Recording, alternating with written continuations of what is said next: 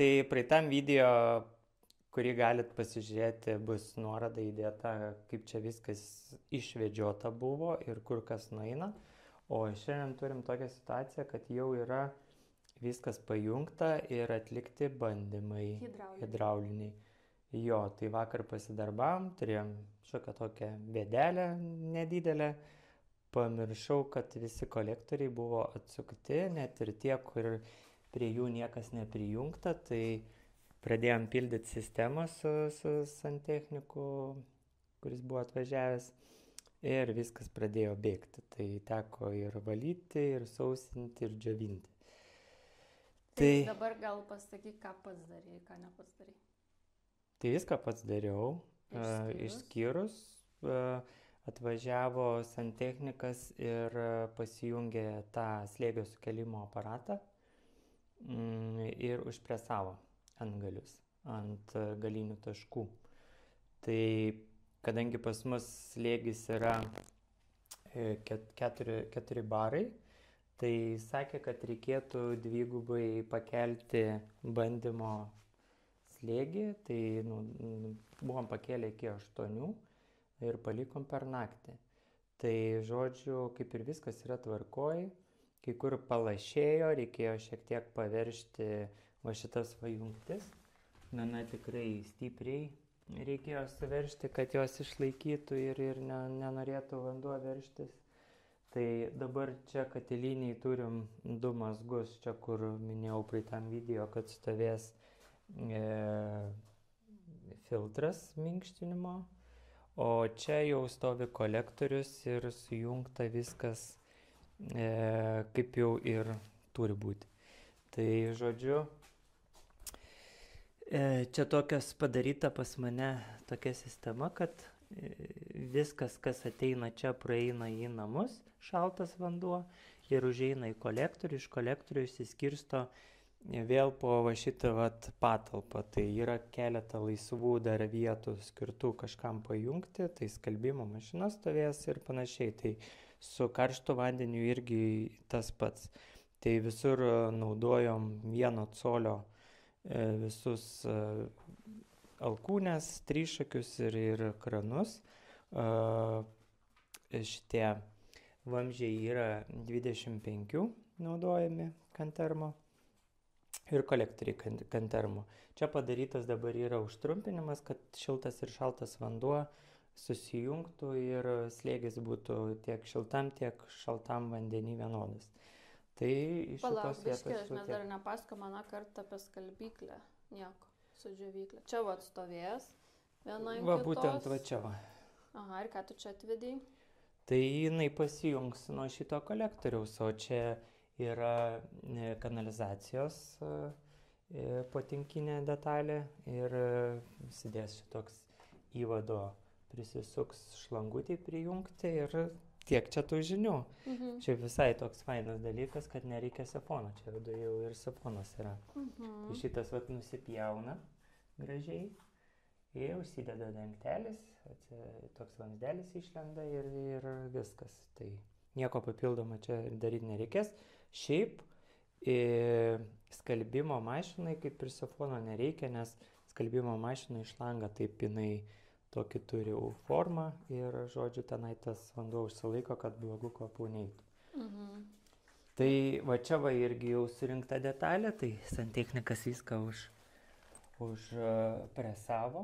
Tai čia yra padaryta toks perėjimas, kad kai stovės filtras, kad šitas vietas atsisuksiu ir pasijungsiu į filtrą. Čia filtras bus pridėtas, tai su šlangutėm ten viskas pasijungs. O čia katilas? Ne. Bet ten katilas stovės, o čia geoterminio yra įvadai. Gręžinys ateina, kolektorius irgi. Dar neturim. Jo, bet gal tuoj turėsim. Tai va, tai čia irgi, čia dulkių siurbliui padaryta. Tai ateina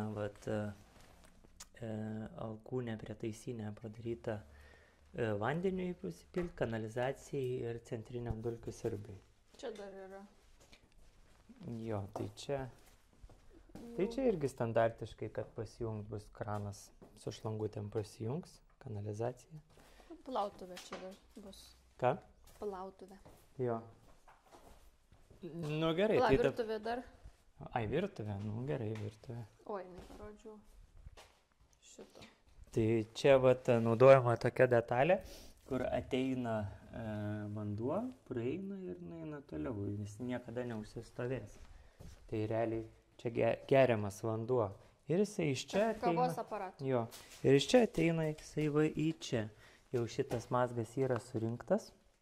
Tai va tas va geriamas vanduo čia tokį kranelį prisitvirtinsiu, čia prisisuks prie šitos dėžės su varžtukais.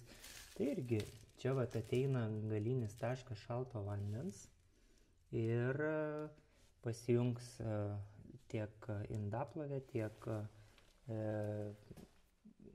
čiaupas.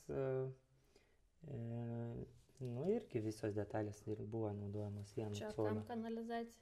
Čia kanalizacija kriauklė, praustuvai, kaip virtuvė vadinasi. Plautuvė.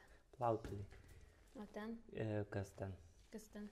Čia yra sifonas irgi toks pat kaip irgi patinkinis, jisai skirtas indaplovei. Tai va, tai iš tokių dalykų. Klausimų, kam čia šitie? Tai užsidės dangtis, kuris bus priglūdęs prie sienos, tai nebūtų kaip įvesti šlangutės, kurios ateina iš praustuvo, čiaupo, tai ne praustuvas, plautuvės čiaupo. Tai viskas, šlangutės įsikiš, pateks čia, prisisuks ir tiek tų žinių. O čia šiaip laidai paskirstimo skydas, tai čia gal kažkada kitą kartą. Nu dabar vonios kambariai, kurie praeitą kartą buvo beveik niekas nepadaryta, tai dabar jau ir karkasai čia padaryti. Jo. Galėsi papasakoti, prašau. Tai kolektoriai yra išskirstyti. Pasidariau tokius laikiklius jiems prie sienos, nes šiaip eina vienas virš kito. Ir šitoj vietoj kabės spintelė. Ir šitoj bus būtent išpilta tokia skylė iš jūrinės fanieros. Čia dėsim tokią, tipo tokį karkasą, ant viršaus bus gipsas. Ir čia visą laiką tokia bus skylė, nežinau, gal kažkuom užsidarysiu, kad visą laiką galima būtų per spintelę prieiti prie šitų kolektorių, jeigu reikia kažką pakeisti ar paremontuoti. Tai ateina į kolektorių, kranas, ventilis ir išeina. Nežinau irgi kaip tiksliai vadinasi, kaip žmonės vadina, bet aš pavadinsiu kranais. Tai išeina iš šalto kolektoriaus pajungimas į bakelį vandens tualeto. Tada išeina iš šalto į dušo reguliatorių. Apie dušo reguliatorių dar papasakosiu.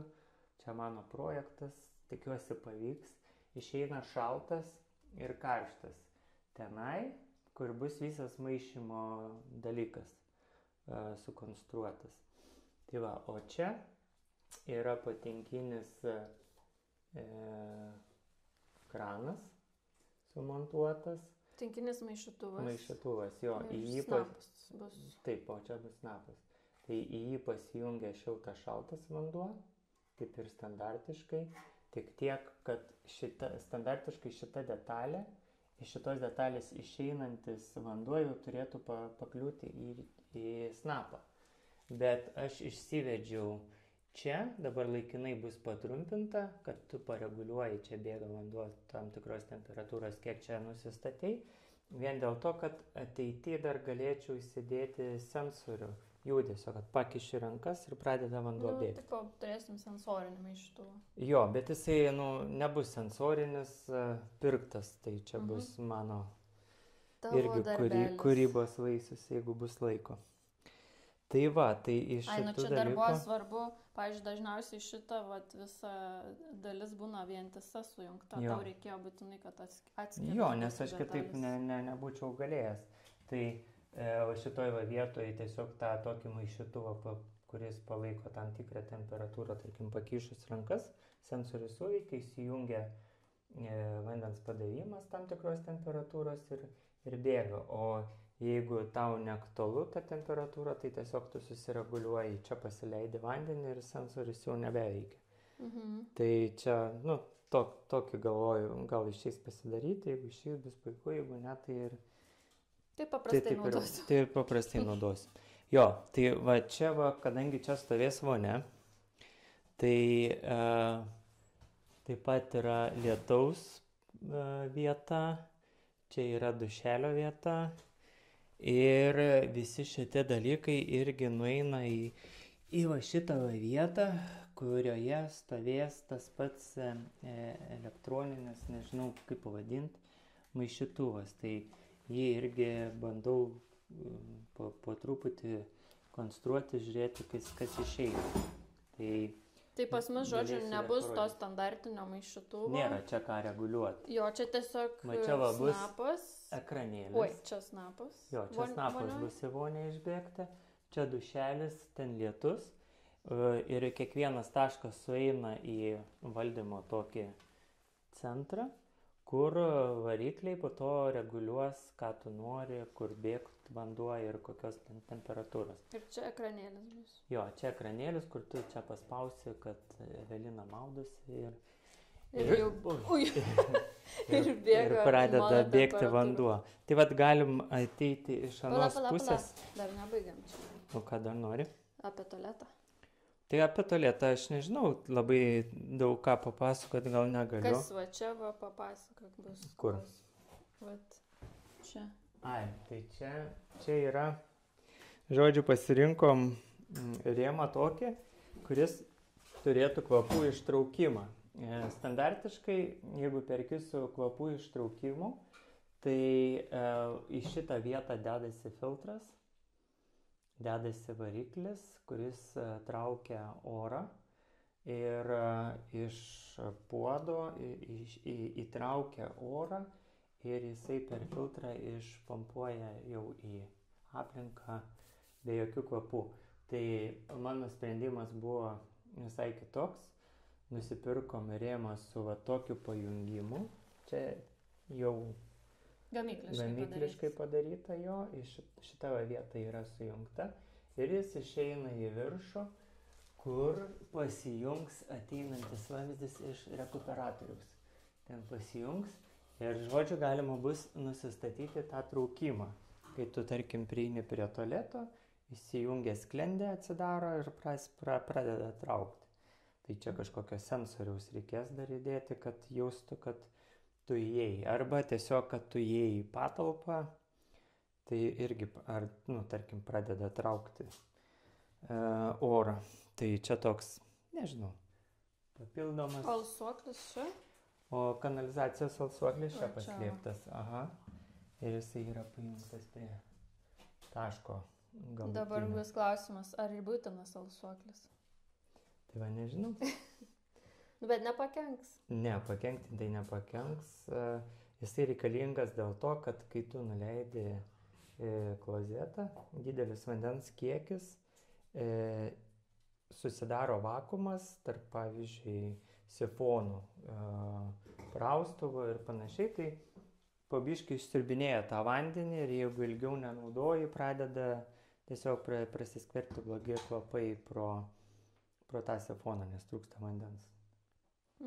Tai vat, alsuoklis tą sprendimą, tą problemą išsprendžia. Tai iš šitos vietos, nežinau, dar turi klausimų? Pas tave labai daug klausimų. Kodėl, pavyzdžiui, čia tie naudojami? Reikėjo juo? Mėlyni tie tokie. Mėlyni gal vis dėlto, aš galvoju, kad visai neblogai apšiltinti tos vamzdžius, vien dėl to, kad jie nerasotų. Aišku, šitą vietą tai neapšiltinta, bet čia šiltas vanduo, bet čia šaltas. Čia mes sumaišėm pusės. Jo, čia šiaip. Čia gerai padaryta viskas. Šaltas dešiniai turi būti karštas kairiai. Jo, bet vien dėl to, kad reikėjo apkeisti, tai ta prasme nepagalvojau darydamas, kad geriau vis dėlto karštas būtų kairiai. Kitam vonios kambarį bus gerai. Kito, jo, kažkaip netyčia gavosi. Tai va, tai čia šitas dalykas tiek. man atrodo. Tai dar papasakosiu, ką praleidau. Pradėjau pasakoti apie tą valdymą visą. Tai va šitoj va vietoj, kur sakiau, ateina iš kolektoriaus 2 vamzdžiai. Ir va čia va yra tas valdymo blokas, kuris paskirstys vandenį ar į dušą, ar į snapą vonioj, ar į lietų. Tai čia tokia struktūra, čia stovės tokie varikliukai, kažkas panašaus bus, kaip čia vat mano pradėta konstruoti, tik čia yra sukonstruota jau šita dalis. Tai šita čia yra maišytuvas realiai, mano pradėtas daryti. Tai žodžiu, žiūrėsim, koks čia bus rezultatas.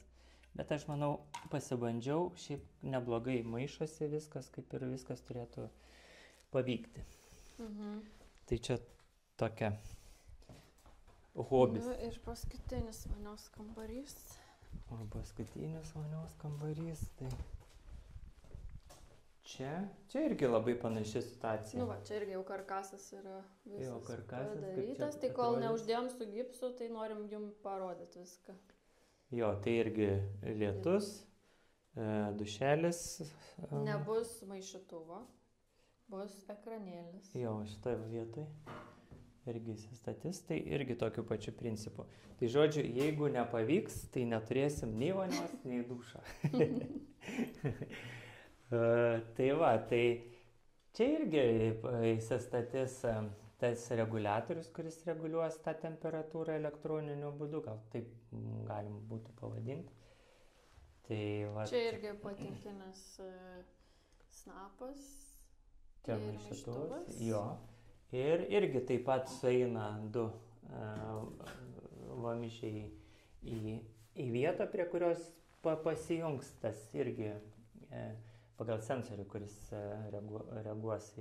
Sensorinis. Jo, sensorinis. Tai vat, labai faina tokia detalė išsispausdinam, kuri sugeba palaikyti atvamzdžius gražiai. Opa. Tai va, jie įsitvirtins jie prie sienos. Čia dar vienas Pauliaus pomėgis. Jo. Čia vat šitas dalykas. Jo. Tai čia varžtai prisisuks, bet gražiai irgi taip įsitvirtina viskas, čia irgi pasitvirtins. Tai irgi 2 kolektoriai, čia jau nebesumaišyta yra, tai karštas, šaltas, irgi jie yra visi prabėgantis ir nubėga į paskutinį tašką, tai yra virtuviai, kur pastoviai yra naudojamas vanduo, tai tiek šiltas, tiek šaltas ir jisai niekada neužsistovės. Tai čia tualeto rėmas toks pat. Ištraukimas irgi toks kvapų padarytas į viršų, irgi pasijungs. Ir alsuoklis tenai.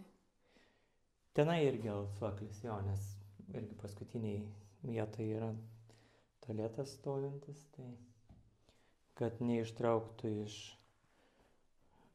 dušo vandens sifono. Tai va, o dabar va čia va gal dar prisiminiau virtuviai.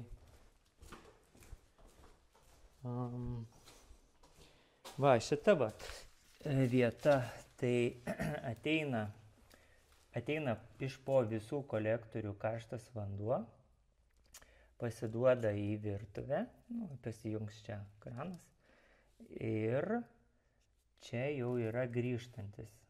Tai tokį, kaip sakant, cirkuliacinį variantą pasidarėm. Ką supratau, tai kad galėjau šitą vamzdį grįžtančio dėti žymiai plonesnį, nes nereikia tokio didelio, ganėtinai sakyčiau, gali būti nemaži nuostoliai, nes daug vandens jame bus bereikalingai grįžinės į boilerį. Tai vat, jeigu pasimatys, kad tikrai per didelį nuostolį, tai tiesiog kraną užsukė ir atsijungia ta cirkuliacija. Ir vanduo niekur neužsistovi. Nes kiti, pavyzdžiui, pasidaro ir būna problemos, kad negali atjungti tos cirkuliacijos. Nes kai tu, tarkim, atjunginėjai kažkurioje vietoje, tai tas vanduo vis tiek stovi, nejuda ir ten tos bakterijos gali gamintis negeros. Tai šituo atveju turėtų išsispręsti šitas dalykas. Čia vat atradau tokį dalyką. Nežinau, man buvo visai tokia naujiena, kad kai įstatai į sieną alkūnę, tai į ją, kai užtinkuoji ir tu nori įsukti prailgintuvus, tarkim, jeigu tau trūksta, kad čia bus plytelės ir taip toliau, biškį pasistorint sieną, tai šitas užsimauna būtent iki šitos vietos ir gerai užsispaudžia. Tai realiai, jeigu kažkada pradeda praleisti prailgintuvai, kurie išilgina šitą alkūnę, ir tas vanduo pro šitą vietą pradeda tekėti ant grindų, o ne kažkur į sieną. Tai čia taip atradau, visai, manau, pasiteisins šitas dalykas.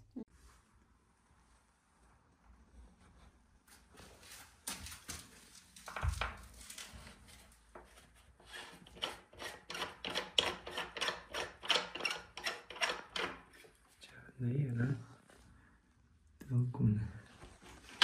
Tai va, baigiamasis žodis nėra baigiamojo. Subscribe, like and share. Prenumeruokit, dalinkitės, palaikykit. Labai faina.